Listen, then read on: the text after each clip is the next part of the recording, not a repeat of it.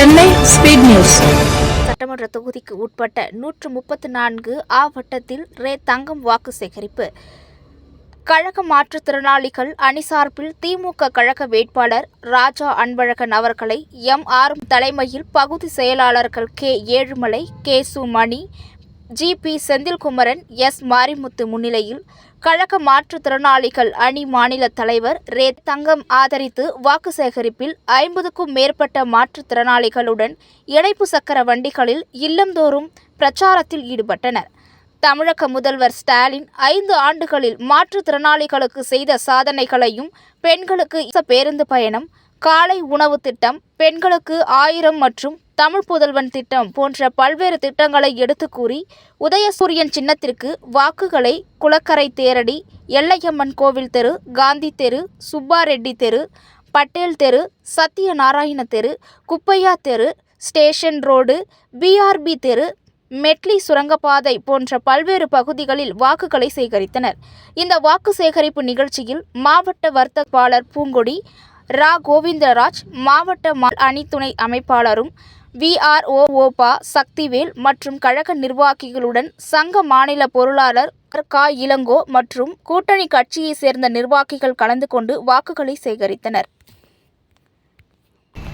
தொகுதி சட்டமன்ற உறுப்பினர் மரியாதைக்குரிய சகோதரர் ராஜா அன்பழகன் அவர்களை ஆதரித்து 134 ஆவட்டத்தில் வட்டக்கழக செயலாளர்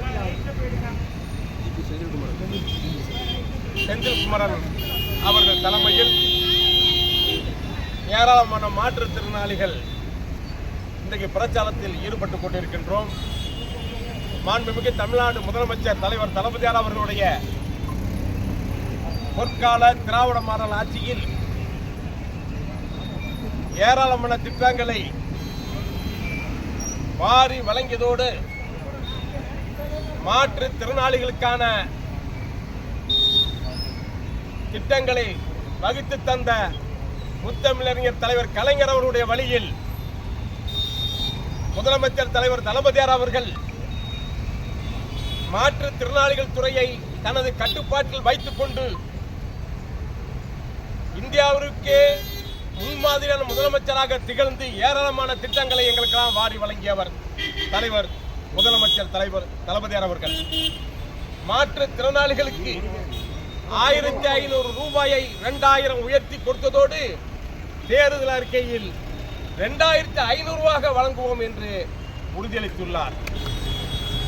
மாற்றுத்திறனாளிகளுக்கு நவீன உபகரணங்களை ஏற்கனவே வழங்கிக் கொண்டிருந்தாலும் அதனை துரிதப்படுத்தி தமிழ்நாட்டில் இருக்கக்கூடிய அனைத்து மாற்றுத்திறனாளிகளுக்கும் கிடைக்க வழிவகை செய்வோம். மாற்றுத்திறனாளிகளுடைய உதவியாளருக்கும் கல்வி மாதாந்திர உதவித்தொகையை உயர்த்தி கொடுத்தவர் தலைவர் தளபதியார் அவர்கள்.